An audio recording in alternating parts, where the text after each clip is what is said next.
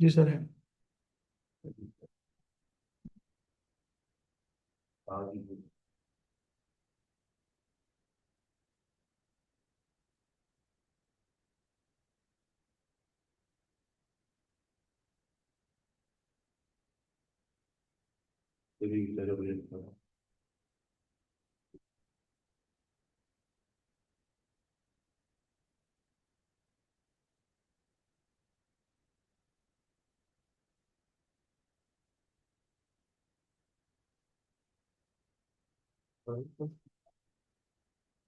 Lights ये वाली light चलती रहनी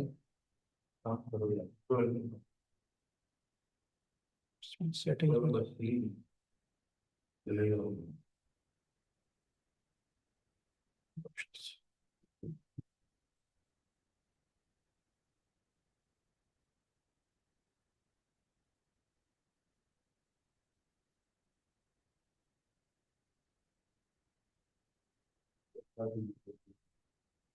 जी सर।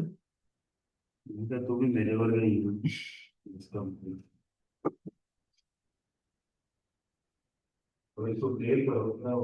सर क्लियर है, स्टार्ट करें हम, रेडी है स्क्रीन पूरी सर, स्क्रीन पूरी आ गई।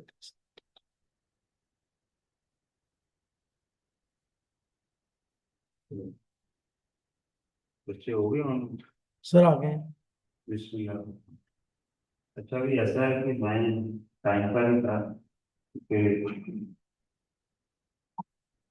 मैं थोड़ा सा एक्सप्लेन इसलिए करना चाह रहा हूँ कि फिर केनाल पे कोई एक्सीडेंट हुआ है, जी सर। तो वो रोड सारा मुझे ब्लॉक किया हुआ है। मैं दरमियान की फिर वापस गया चार चक की तरफ से होकर, तो वो ब्लैक का रोड चार चक वाली सड़क को वैसे ही अल्लाह रहम करे, लेकिन आज वो और मुस्लिम बाहर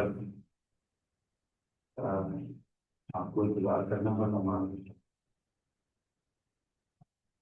चलिए आज हमने 705 जो है, नहीं 706 हम पढ़ ली।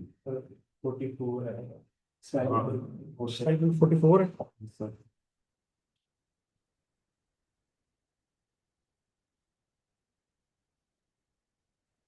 स्टॉप है।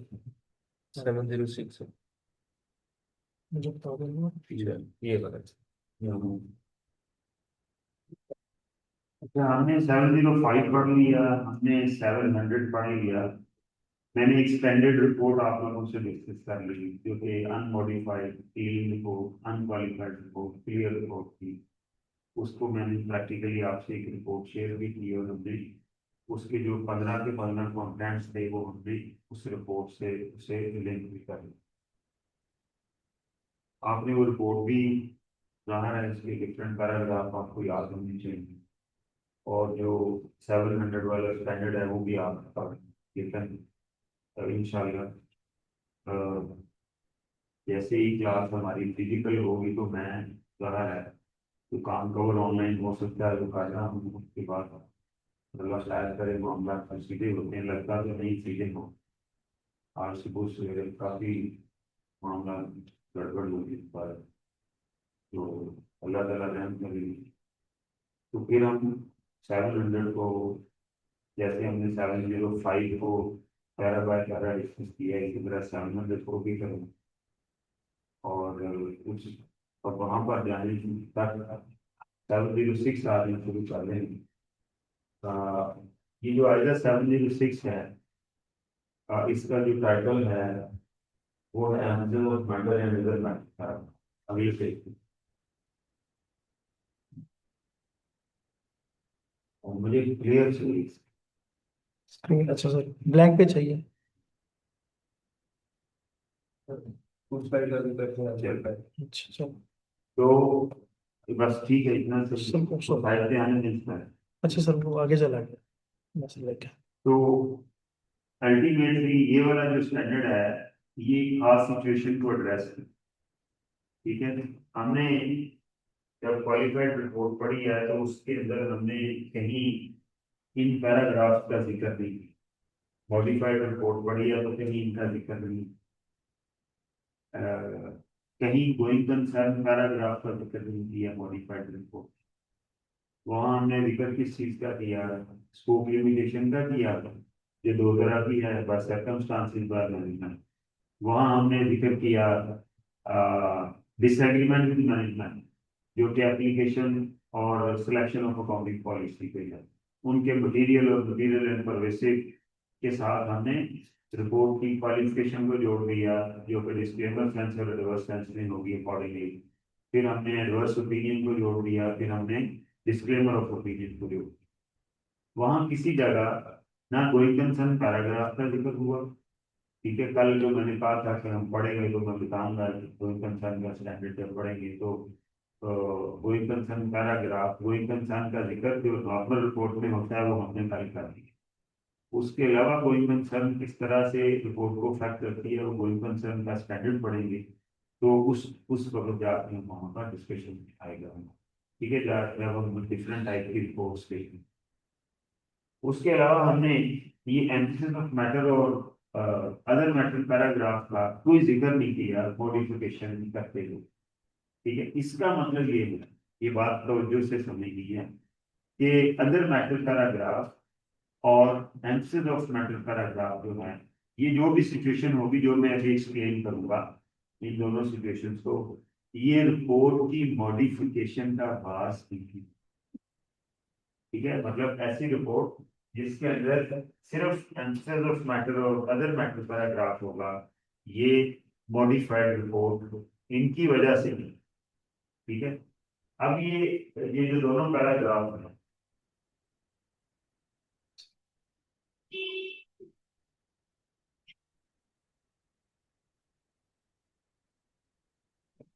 एम्फसिस ऑफ मैटर पैरा और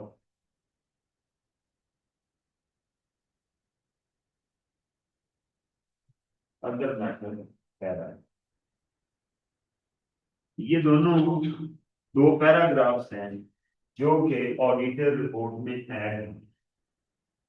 ठीक है, अब कल हमने जो क्लीन रिपोर्ट पढ़ी है उसके अंदर इन पैराग्राफ्स का कोई जिक्र नहीं। ठीक है, अच्छा, इसका हरगिज ये मतलब नहीं है कि जब ये पैराग्राफ ऐड होंगे, आमतौर पर कल हमने जो डिस्कशन की कि क्लीन रिपोर्ट का फॉर्मेट ये होगा जिसे हम अनमॉडिफाइड, अनक्वालिफाइड या क्लियर कोड कहते हैं। ठीक है, और जब हम इसके अंदर कुछ ऐड लेस करेंगे तो मॉडिफाइड रिपोर्ट बन जाएगी। कॉन्सेप्ट हमारा ये हो। ठीक है, लेकिन ये बात अपने कॉन्सेप्ट को दुरुस्त करें कि एम्फसिस ऑफ मैटर या अदर मैटर पैराग्राफ, और तीसरी चीज क्या है जो कि इस स्टैंडर्ड में एड्रेस नहीं हो रही, वो going concern paragraph, going concern paragraph. इन तीनों पैराग्राफ के ऐड होने से ही रिपोर्ट मॉडिफाइड, ये वो क्लियर ही रहे, ये बड़ी इंपॉर्टेंट बात। ठीक है, ये वाली जो दोनों चीजें हैं, ये हम आयदा 706 के अंदर पढ़ रहे हैं अभी जो मैंने शुरू की। ठीक है, इसी चैप्टर के अंदर गोइंग कंसर्न का स्टैंडर्ड है, जरा नंबर देखना कौन सा है आपका जी। ठीक है, वो वो कौन सा आयदा है, वो आयदा है जी 5, क्या हो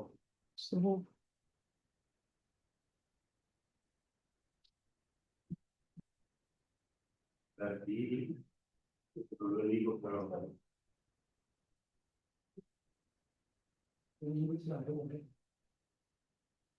इसको तो मैं नहीं छोड़ा नहीं। आप मुझे ले लो।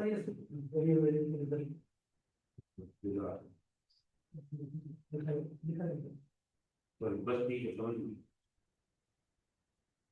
अच्छा, ये कौन सा आयदा है जी, आयदा, हाँ जी 5, चलो ठीक है। तो क्या बात तय हुई कि ये जो आयदा 706 की वजह से ये दो पैराग्राफ ऐड हो जाएंगे। कब ऐड होने हैं वो तो फिर डिस्कशन करेंगे। ये तीनों पैराग्राफ रिपोर्ट के अंदर एडिशन, पहली बात तो ये कौन सा, emphasis of matter para, other matter para और गोइंग कंसर्न पैरा, ये तीनों पैराग्राफ जो है ये रिपोर्ट के अंदर, स्टैंडर्ड रिपोर्ट के अंदर एडिशन, ठीक है। अब इनके ऐड होने से, पहली बात ये बात याद रखनी है, इनके ऐड होने से रिपोर्ट क्वालिफाइड नहीं हुई, ठीक है। अच्छा, अब दूसरी बात क्या है कि क्या सर ये सिर्फ क्लियर रिपोर्ट में ऐड हो सकते हैं? नहीं सर, ये मॉडिफाइड रिपोर्ट में भी ऐड हो सकते हैं, ठीक है। इसका मतलब ये हुआ कि ये तीनों पैराग्राफ जो हैं ये क्लीन रिपोर्ट में भी ऐड हो सकते हैं, यानी अनमॉडिफाइड रिपोर्ट में भी ऐड हो सकते हैं, और मॉडिफाइड रिपोर्ट में भी ऐड हो सकते हैं। अब हमारा टास्क सिर्फ ये रह गया कि सर ये कब कब ऐड करना, ठीक है। क्या मैंने आपको बात समझाई है कि क्लीन रिपोर्ट हमने कल पढ़ी, उसके अंदर इन तीनों मामलों का कोई दिक्कत नहीं था, गोइंग कंसर्न की रूटीन की डिस्क्लोजर की जो हमने रिपोर्ट में देखी आपने, ठीक है। और वो कब होता है? जब कंपनी की रूटीन में गोइंग कंसर्न का, कल मैंने थोड़ा एक्सप्लेन किया आपको। लेकिन जब कंपनी के गोइंग कंसर्न के ऊपर कोई अनसर्टेनिटी हो, कोई क्वेश्चन रेज हो रहे हो, तो फिर उस तरह से गोइंग कंसर्न का जिक्र नहीं करते जैसे क्लीन रिपोर्ट में कल किया गया। फिर उसके लिए एक एडिशनल पैराग्राफ ऐड करते हैं जिसे हम गोइंग कंसर्न या जीसी पैराग्राफ, और वो हम पढ़ेंगे आयरा 570 के अंदर, वो हालातों वाकयात पढ़ेंगे जिनके तहत ये पैराग्राफ ऐड किया है। क्लियर होगी बात? उसके अलावा ये दो सिचुएशन हैं, एम्फेसिस ऑफ मैटर और अदर मैटर, ये दो सिचुएशन हैं जिनके अंदर जो है वो भी, जो अगर एग्जिस्ट कर रहे हो तब भी हमें क्लीन रिपोर्ट के अंदर ये पैराग्राफ ऐड करने पड़ते हैं, ठीक है। इनका, इनकी जो डिस्कशन है वो हम लोग आइजा 706 के अंदर करेंगे, जो कि आज हम कर रहे हैं। तो तय ये हुआ कि इन तीनों सिचुएशंस के अंदर, जिनमें से दो एक स्टैंडर्ड में डील होती हैं और एक स्टैंडर्ड में, एडिशनल पैराग्राफ क्लीन रिपोर्ट के अंदर ऐड होंगे, ठीक है। तो क्या वो मॉडिफाइड रिपोर्ट बन जाएगी? नहीं, वो मॉडिफाइड रिपोर्ट नहीं बनेगी, मॉडिफाइड ओपिनियन नहीं कहलाएगी, ठीक है। वो अनमॉडिफाइड ही कहलाएगी। तो इससे ये सवाल पैदा होता है कि इसका मतलब क्या हुआ कि मॉडिफाइड ओपिनियन के अंदर ये पैराग्राफ ऐड नहीं हो सकते? सब इसमें नहीं हो सकते। मॉडिफिकेशन होना या ना होना वो इनके ऊपर डिपेंड नहीं करता, वो और मैटर हैं जो हमने डिस्कस किए हैं मॉडिफिकेशन के अंदर, उनके ऊपर डिपेंड करता है कि रिपोर्ट मॉडिफाई होनी है या नहीं होनी। ये वाले जो पैराग्राफ हैं ये रिपोर्ट की मॉडिफिकेशन का बास नहीं बनते, ये स्पेशल सिचुएशन हैं उनमें ये ऐड होते हैं। तो वो सिचुएशन मॉडिफाइड रिपोर्ट की मौजूदगी में भी हो सकती है, वो सिचुएशन अनमॉडिफाइड रिपोर्ट की मौजूदगी में भी हो सकती है। सबसे पहले ये वाली बात क्लियर होना बहुत जरूरी है। क्यों जी, ये बात क्लियर होगी? ठीक है, ओके। अब हम आ जाते हैं 570 अलग से पढ़ेंगे। अब हम आ जाते हैं आयदा 706 के ऊपर, ठीक है। ये जो आयदा 706 है, इसके अंदर दो सिचुएशन का जिक्र किया गया है। एक है एम्फेसिस ऑफ मैटर पैराग्राफ और दूसरा है अदर मैटर पर। पहले एम्फेसिस ऑफ मैटर के ऊपर बात कर लेते हैं, ठीक है। देखें, एम्फेसिस ऑफ मैटर, इस पैराग्राफ एक ऐसे इशू के ऊपर ऐड किया जाता है जो कि कंपनी फेस कर रही हो, लेकिन उसकी वजह से जो है ऑडिटर ये समझता है कि वो ऐसा मैटर है जिसका मैनेजमेंट ने प्रॉपर डिस्क्लोजर कर दिया है, लेकिन उसकी वजह से रिपोर्ट के ऊपर अगर कोई क्वालिफिकेशन लगी हुई है तो उस मैटर की वजह से ना हो, वो किसी और वजह से हो सकती है, या क्वालिफिकेशन नहीं लगी हुई तो इस मैटर की वजह से ना हो, ठीक है।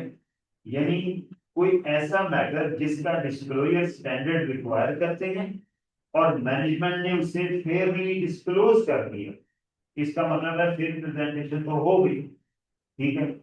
तो ऐसे मैटर के ऊपर ऑडिटर ये समझता है कि मुझे तवज्जो दिलानी चाहिए, शेयर होल्डर को क्वालिफिकेशन नहीं है, ठीक है। यानी वो जो फाइनेंशियल स्टेटमेंट की जो ट्रूनेस और फेयरनेस है, ये मैटर उसे नहीं इफेक्ट कर रहा, लेकिन स्टैंडर्ड की रिक्वायरमेंट है अकाउंटिंग स्टैंडर्ड की कि ऐसे मैटर को अलग से डिस्क्लोज किया जाए, ठीक है, और आपने अकॉर्डिंगली डिस्क्लोज कर, ठीक है, अकॉर्डिंगली आपने डिस्क्लोज कर दिया, इसका मतलब फेयर प्रेजेंटेशन तो हो गई। लेकिन स्टैंडर्ड ये कहता है कि फेयर डिस्क्लोजर के बावजूद ऑडिटर अपनी रिपोर्ट के अंदर ये वाला पैराग्राफ ऐड करेगा उस इशू के ऊपर तवज्जो दिलाने के लिए जो कि मैनेजमेंट ने फाइनेंशियल स्टेटमेंट में डिस्क्लोज किया। इसी वजह से इसे emphasis of matter, emphasis of matter paragraph, emphasis का मतलब होता है तवज्जो दिलाना, कि हम एक पैराग्राफ किसी ऐसे मैटर के ऊपर डाल रहे हैं जो ऑडिटर चाहता है कि उसके ऊपर शेयर होल्डर्स की तवज्जो हो और वो मैटर कोई ऐसा क्वालिफिकेशन ना हो उससे हटके कोई मैटर, उसे हम क्या कहते हैं, we call it emphasis of matter paragraph, ठीक है। अब जरा स्लाइड सही बनी। अच्छा जी, आगे चलें थोड़ा, पीछे और थोड़ा, ये देखिए definition क्या दी हुई है, a paragraph included in the auditor's report that refer to a matter appropriately presented or disclosed in the financial statement that in the auditor's judgment is of such importance that it is fundamental to user understanding of the financial statement। जो auditor की नजर में user की understanding of financial statement के लिए fundamental, ठीक है। तो कोई ऐसा मैटर जो है वो आपने फेयरली डिस्क्लोज कर दिया, आपने मैनेजमेंट ने डिस्क्लोज कर दिया और ऑडिटर समझता है कि ये यूजर्स की अंडरस्टैंडिंग के लिए फंडामेंटल, ठीक है। तो क्या किया जाएगा, कहते हैं then the auditor consider it is necessary to draw user attention to a matter presented or disclosed in the financial statement that are of such important that they are fundamental to the user's understanding, ठीक है, included in the auditor's report। The matter highlighted must not be given, कहता है कि वो matter ये वाला नहीं होना चाहिए, ठीक है। अब ये उसने बताया कि ये वाले वो मैटर नहीं है, वो इनके अलावा है। वो मैटर कौन से नहीं होने चाहिए, number 1 requiring modification in auditor. यदि आप कहें जनाब आप रिपोर्ट मॉडिफाई ना करें, आप एंसर मैटर पैराग्राफ डाल रहे हैं, ये आमतौर पर क्लाइंट रिक्वायरमेंट कि सर क्वालिफिकेशन ना लगाएं, मॉडिफिकेशन ना करें। मॉडिफिकेशन का तो मतलब ये होगा ना कि आप कहेंगे जी financial statement true and fair नहीं है, या आप कहेंगे financial statement true and fair नहीं है सिवाय इसके अगर वो डिस्क्लेमर सेंस में होगी, ठीक है। तो आप सारी क्वालिफिकेशन ना लगाएं, आप आंसर डाल दें कि जी यूजर जरा इस चीज को ध्यान से देखिए, ये कहना और ये कहना कि ये ट्रू एंड फेयर नहीं है सिवाय इसके, ये ट्रू एंड फेयर है सिवाय इसके जो कि हम वेरीफाई नहीं कर सके, या ये ट्रू एंड फेयर नहीं है सिवाय इसके जो कि ओवरस्टेट हुआ है। दोनों बातों में जमीन आसमान का फर्क। कहने का मतलब ये है कि अगर किसी मैटर के ऊपर क्वालिफिकेशन रिक्वायर्ड है तो उसके ऊपर आंसर ऑफ मैटर डालकर गुजारा नहीं हो, ठीक है। नंबर 2 कहते हैं requiring modification of opinion as per 705 years our number 2 determined to be key audit matter to be communicated in auditor's report। एक key audit matter का हमने स्टैंडर्ड पढ़ना है 701 पढ़ेगी हम आएगा 701। तो कहता है की ऑडिट मैटर नाम, इसका मतलब ये हुआ कि की audit matter answer of matter के तौर पर डिस्क्लोजर में नहीं आ सकता ऑडिटर रिपोर्ट, ठीक है। key audit matter cannot be added in answer of matter paragraph। तो answer of matter paragraph के अंदर दो चीजें नहीं आएगी, कोई क्वालिफिकेशन वाला मैटर नहीं आएगा नंबर 1, नंबर 2 कोई की ऑडिट मैटर नहीं आएगा, ठीक है। When the auditor includes an answer of matter paragraph in the auditor report, the auditor shall आगे चलेंगे क्या इंक्लूड करना है, include it as a separate section in the auditor. इसका सेपरेट सेक्शन आएगा, जैसे हम पढ़ रहे हैं ना, हमने पढ़ा कि opinion paragraph, basis for opinion paragraph, manager responsibility, auditor responsibility, ठीक है, अदर रेगुलेटरी रिक्वायरमेंट, सब कुछ हमने पढ़ा। ये अलग की ऑडिट मैटर्स, ये अलग से आएगा एंड सेल्स ऑफ मैटर। कहाँ आएगा, ओपिनियन पैराग्राफ के बाद है, ओपिनियन, बेसिस ऑफ ओपिनियन उसके बाद आएगा। कुछ लोग इसको आखिर में भी ले जाते हैं, बाहर किसी जगह पर आएगा, लेकिन ये एक सेपरेट सेक्शन के तौर पर आएगा कि हमने कहीं अंदर छुपा के नहीं इसे लिखना। पता है हम हेडिंग उसका क्या देंगे, ठीक है, आंसर्स ऑफ मैटर का, ठीक है। Number 2, use any appropriate heading including the term answer of matter.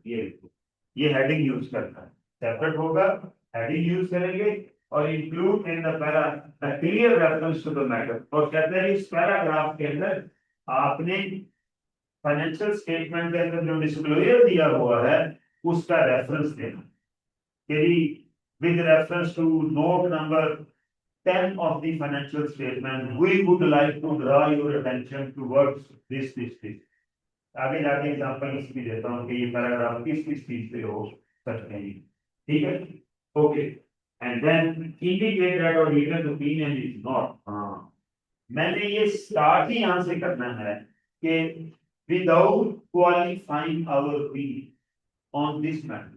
किसी और मैटर की वजह से क्वालिफिकेशन हो सकती है, ये जो मैटर है ये मैं क्वालिफाई नहीं कर रहा, मैंने ये वाजे करना है यूजर्स के ऊपर, वो मिस करना कि without qualifying our opinion we would like to draw your attention towards note number 10 of the financial statement where this has been disclosed in detail। समझ आई बात जी? एक मैटर है जैसे फाइनेंशियल स्टेटमेंट्स के अंदर उनका क्वालिफाइड ओपिनियन जी रियल स्टेटमेंट है sir, वो ऐसे तो मैटर नहीं, वो ऐसा तो मैटर नहीं, उसने शुरू में कह दिया कि ये वो उस मैटर के ऊपर नहीं हो सकता जो क्वालिफिकेशन मांगता है। पीछे जो ये लिखा हुआ कि the matter highlighted must not be a matter, ठीक है, कौन सा required modification of the opinion as per 705। ये वो मैटर नहीं हो सकता जिसके ऊपर हमें मॉडिफिकेशन करनी है, ये वो मैटर नहीं हो सकता, ये की ऑडिट मैटर नहीं हो सकता, ठीक है। तो इसका मतलब है ये उनके अलावा होगा भी चल। अच्छा है, उसके बाद इसमें लिखा हुआ है कि the inclusion of answer of matter paragraph. तो क्या हुआ कि ये सेपरेट सेक्शन होगा, इसकी एक प्रॉपर हेडिंग होगी like answer of matter paragraph, ठीक है। इंक्लूड इन द पैराग्राफ हम रेफरेंस देंगे किस चीज का, फाइनेंशियल स्टेटमेंट का, और कहता है कि ओपिनियन जो है वो मॉडिफाइड नहीं है दिस का। इन चारों बातों का ख्याल रखना है, ये रिक्वायरमेंट है of adding an answer of matter paragraph. What are the requirement of adding an answer of matter paragraph? These are 4 requirement for adding an answer of matter paragraph, ठीक है। जब क्वेश्चन ये है तो आप नहीं करोगे।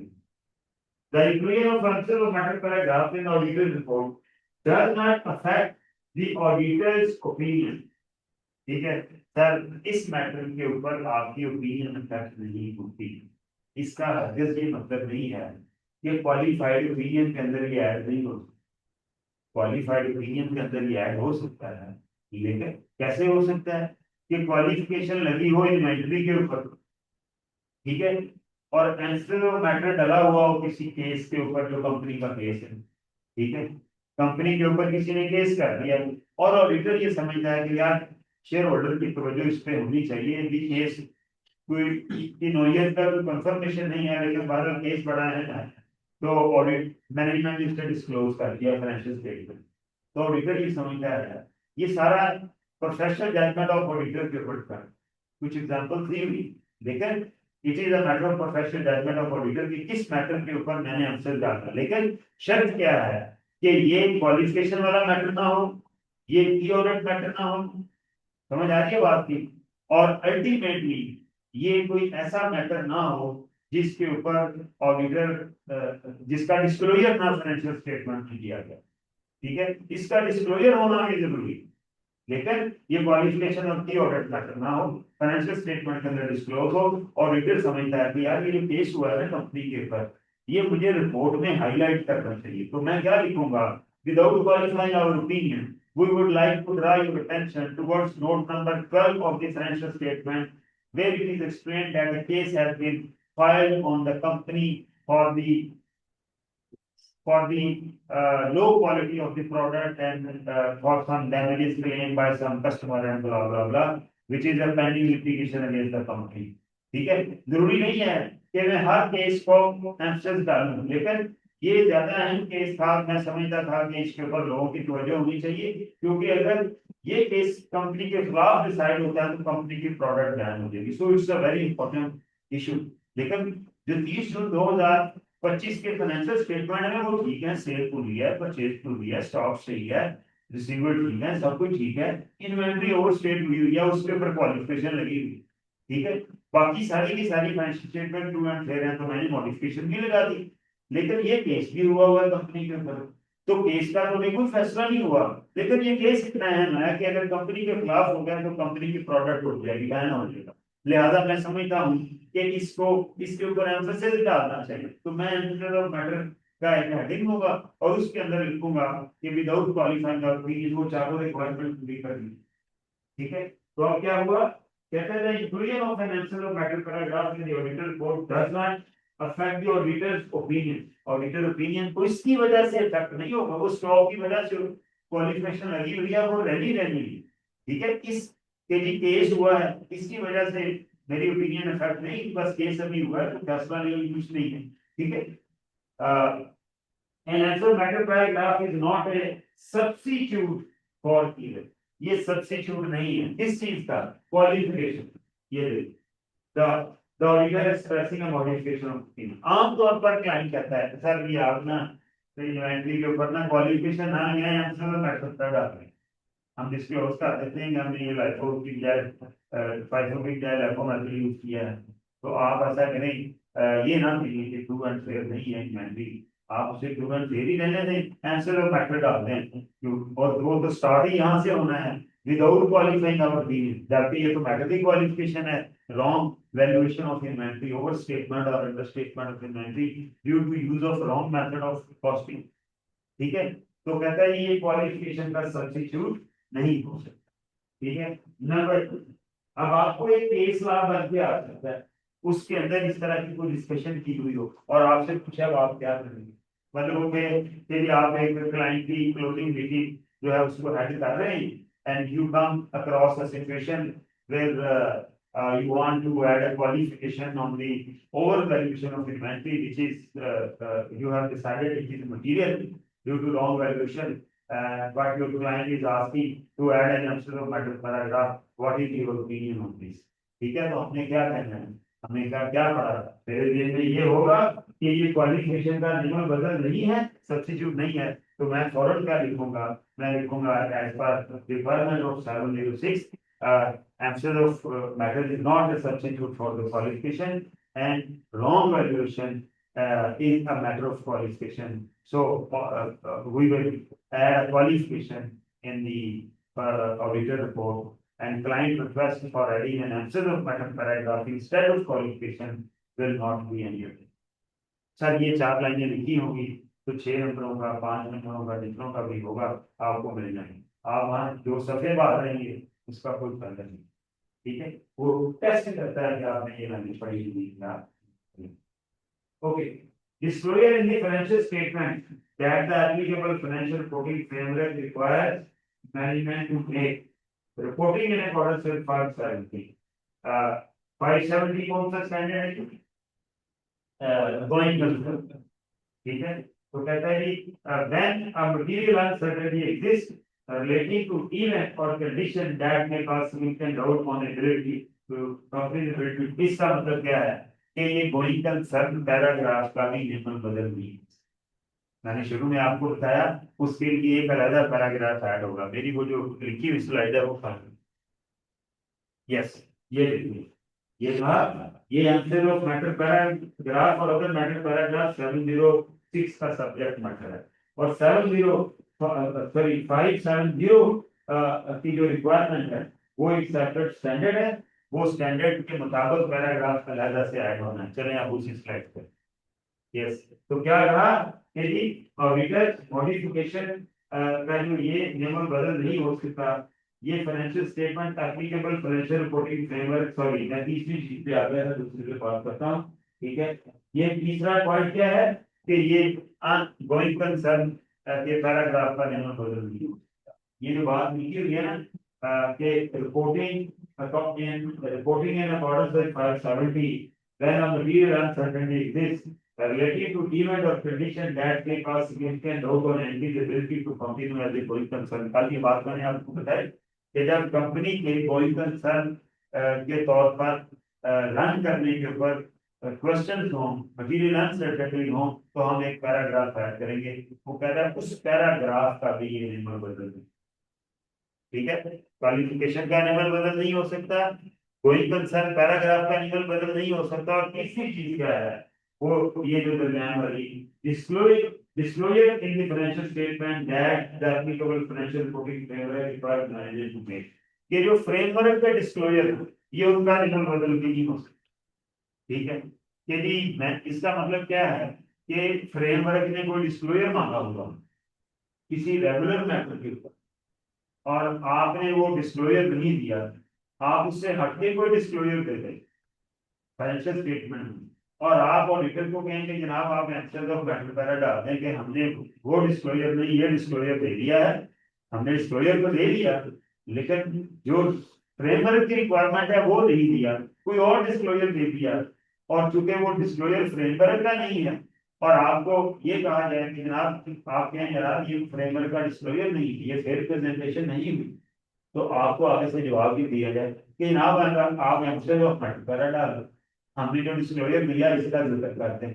ठीक है, without qualifying our opinion we would like to draw your attention towards the note this where company has disclosed this which is not required by the framework या which is against the framework, आप ऐसा कर रहे हैं तो कहता है ये उस चीज का भी नियमन करेंगे। यदि किसी रॉन्ग डिस्क्लोजर को ये कहकर जस्टिफाई नहीं किया जा सकता कि इसमें एम्फेसिस कर है, बात समझे कि चोर अगर ये चोरी कर ले, ठीक है, तो हम ये कहें कि जनाब आप बता दें इन लोगों को कि ये चोर है तो उसकी चोरी जस्टिफाई हो जाएगी। कहता है ऐसा नहीं है, ये जस्टिफिकेशन नहीं होती, लिहाजा इन तीन चीजों के ऊपर absence of matter paragraph add नहीं हो सकता। वो मैटर जिनके ऊपर क्वालिफिकेशन लगनी है नंबर 1, वो मैटर जिनके ऊपर किसी पैरा लगना है नंबर 3, वो वाले डिस्क्लोजर जो फ्रेमवर्क से हटके हैं उनके ऊपर हम पैराग्राफ लगा के उन्हें जस्टिफाई नहीं कर सकते। क्यों नहीं समझ आई बात? आगे अच्छा, circumstances in which an absence of matter paragraph may be necessary। Example कौन से हालात हैं जिनमें ये दिया जाना चाहिए। Number 1, example of circumstances where auditor may consider it necessary to include absence of matter paragraph। Number 1, an uncertainty relating to future outcome of exceptional litigation or regulatory action। मैंने भी आपको समझा कोई एक्सेप्शनल किस्म की एक होता है टैक्स के केस चल रहे होते हैं, रूटीन की चीजें चल रही होती हैं, किसी एम्प्लॉय की केस कर दिया, ये स्टाफ बेनिफिट्स का कोई छोटा मोटा चीज है, लेकिन आपकी प्रोडक्ट के ऊपर किसी ने केस कर दिया कि ये इंजीरियस टू हेल्थ है इसे बैन किया है और उसके ऊपर सीरियस कंसर्न है और ऑडिटर ये समझता है कि यार ये सीरियस इशू है, तो वो कहते हैं ऐसी लिटिगेशन क्या लिखा हुआ है, an uncertainty related to future outcome of exceptional litigation, आम लिटिगेशन नहीं, exceptional litigation वो हो सकती है। then early application, हाँ where permitted of a new accounting standard, कोई नया अकाउंटिंग स्टैंडर्ड आया या अकाउंटिंग स्टैंडर्ड रिवाइज हुआ है तो उसकी एप्लीकेबिलिटी होनी है जनवरी 2027 से। आमतौर पर स्टैंडर्ड डेट 2 साल पहले आ जाते हैं कि लोग सर्च कर लें, सेमिनार कर लें, अंडरस्टैंडिंग कर लें, तो लेकिन उसके अंदर लिखा जाता है कि ये अब स्टैंडर्ड बन गया है, इसकी अर्ली एप्लीकेशन जो है वो इनकरेज की जाए। तो किसी कंपनी ने जनवरी 2026 से उसे अप्लाई कर दी तो कहता है अर्ली एप्लीकेशन अगर किसी स्टैंडर्ड की कर देंगे तो भी ऑडिटर ने ऑडिटर रिपोर्ट में emphasis of matter paragraph add करना है और मैनेजमेंट ने डिस्क्लोज करना है कि we have applied this standard earlier than the implication is required, so the effect of the same has been given in the financial statement। और auditor ने उसके ऊपर क्या करना है, एम्फेसिस डालना है कि ये अभी एप्लीकेशन हो गई। आगे Item 210, when a financial reporting framework prescribed by law or regulation would be unacceptable but for the fact that it is prescribed by law or regulation। ठीक है, कहता है कि कोई ऐसा फ्रेमवर्क अगर है जो कि अनएक्सेप्टेबल है लेकिन लॉ की रिक्वायरमेंट, तो फिर हमने क्या कहा था, जहां लॉ फ्रेमवर्क कॉन्ट्राडिक्ट करेगा तो किसको इंपॉर्टेंस देनी है, लॉ को देनी, ठीक है। तो किसी मुल्क ने स्पेशल कोई फ्रेमवर्क बना दिया, लेकिन वो एक्सेप्टेबल फ्रेमवर्क नहीं है, आप समझते हैं जनरली एक्सेप्टेबल फ्रेमवर्क नहीं है, तो आपने फिर किस फ्रेमवर्क को फॉलो करना है, लॉ के फ्रेमवर्क को। कहते हैं वहां पर भी आपने फाइनल पैराग्राफ का आपने लिखना, मैनेजमेंट डिस्क्लोज करेगी कि हमारे मुल्क का ये फ्रेमवर्क है, वो हमने यूज किया है, ठीक है। whereas the acceptable framework is different from this framework, वो डिस्क्लोज कर देंगे और ऑडिटर उसके ऊपर एनालिसिस ऑफ मैटर पैराग्राफ डालेंगे, ठीक है। तो ये इसमें लिखा हुआ है कि unacceptable but for the fact that it is prescribed by law or regulation. Either 560 when fact become known to the auditors after the date of the auditor's report and the auditor provides the new or amended auditor's report subsequent event. कहता है कि subsequent event जैसे होता है, तो मैंने ये जब मैं 560 पढ़ूंगा subsequent event का स्टैंडर्ड, तो वहाँ इसके ऊपर डिटेल डिस्कशन होगी। सब्सिक्वेंट इवेंट वो होते हैं जो डेट ऑफ बैलेंस शीट से लेके ऑडिटर रिपोर्ट के दरमियान हो, ठीक है। तो कोई ऐसा इवेंट जो कि इस दौरान हुआ है और ऑडिटर से रिक्वायर है कि वो उसकी रिपोर्टिंग करेगा, मैनेजमेंट से रिक्वायर है सभी कि वो उसकी डिस्क्लोजर देगा या उसकी एडजस्टमेंट करेगा। इवेंट दो तरह के हैं, कॉम्पिक में पढ़े होंगे अल्फा 2 में या पढ़ेंगे, एक है एडजस्टिंग और एक है नॉन एडजस्टिंग, तो वो दोनों सब्सिक्वेंट इवेंट कहलाते हैं। तो वो जब मैनेजमेंट ने डिस्क्लोज किए हुए होंगे तो उनके ऊपर जो है वो आंसर ऑफ मैटर पैराग्राफ जो है वो डाला जा सकता है। इसी तरह significant subsequent event that occurs between the date of the financial statement and the date of auditor report, उसने सब्सिक्वेंट इवेंट उनकी एग्जांपल दी है जो कि उस दौरान जो है वो अकर करेंगे। और तीसरी चीज क्या है, चौथी चीज, a major catastrophe that has or continue to have a significant effect on the country's financial position. कोई ऐसे हालातों वाकयात जैसे डिजांशन शुरू हो गई और आप समझते हैं कि इसके कंपनी के फाइनेंशियल कोई अभी आए नहीं है, आपके बिल्कुल ऑडिट कर रहे थे, फर्ज करें कंपनी का क्लोजिंग मार्च है, तो मार्च तक तो कोई ऐसा मसला नहीं हुआ, अब आके हुआ है, लेकिन ऑडिटर कोर्ट से पहले हो गया, तो कहता है जी आपको उससे क्या करना पड़ेगा, आपको ऐसे कोई कुदरती आफात, कुदरती हालात, उनको आपने क्या करना है, डिस्क्लोज करना है, तो उनके ऊपर भी आंसर मैनेजमेंट डिस्क्लोज करेगी और ऑडिटर उनके ऊपर आंसर ऑफ मैटर पैराग्राफ डाल देगा, ठीक है। A widespread use of answer of matter paragraph may diminishes the effectiveness of the auditor's communication about such matter. कहता है कि ये बहुत सोच समझ कर इसे यूज करना चाहिए, ठीक है।